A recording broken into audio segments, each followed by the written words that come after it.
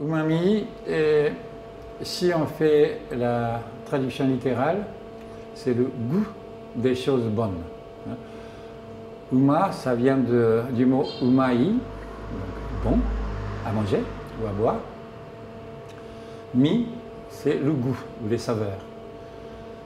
Ce mot umami n'est pas vraiment ancien, mais les Japonais apparemment avaient conscientisé l'existence de umami depuis pas mal d'années, depuis au moins un millier d'années, puisque il y a plus de 1000 ans que la cour impériale demandait à ces sujets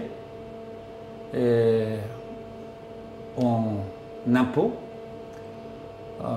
l'apport de kombu, les algues, dont on tire justement le bouillon de umami. Et également, les bonites séchées faisaient partie justement de ces taxes impériales millénaires. Probablement parce que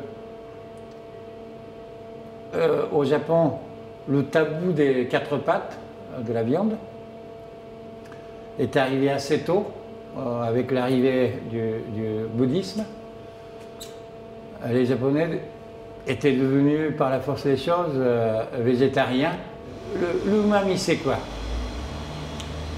Les Européens ont formalisé par les mots les 4 goûts.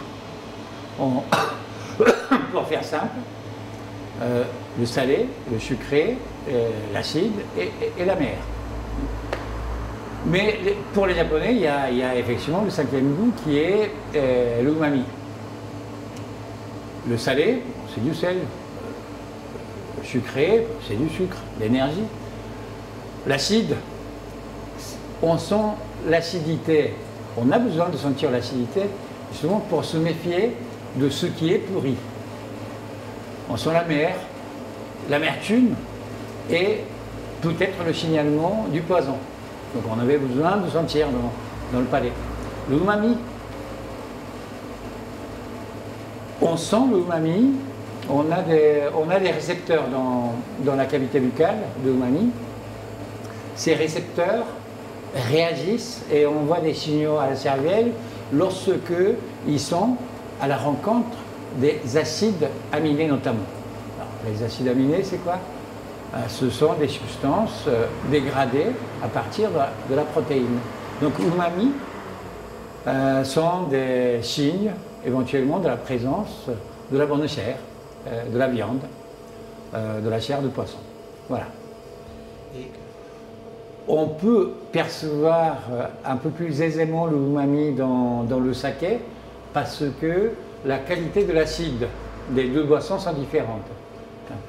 Dans le vin, il y a l'acide tartrique qui est une acidité quand même assez aiguë, assez corsée, hein, assez agressif si vous voulez.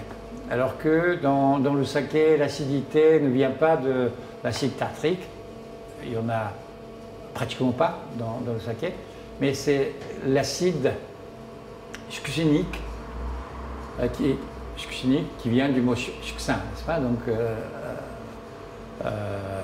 du coquillage, si vous voulez.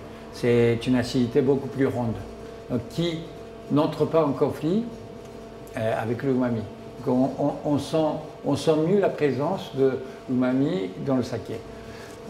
La première chose. Deuxième chose, en effet, dans le saké, peut-être il y a un peu plus d'acides aminés que dans le vin, parce que le riz contient au départ plus de protéines que le raisin. Et les acides aminés viennent essentiellement au départ de la protéine.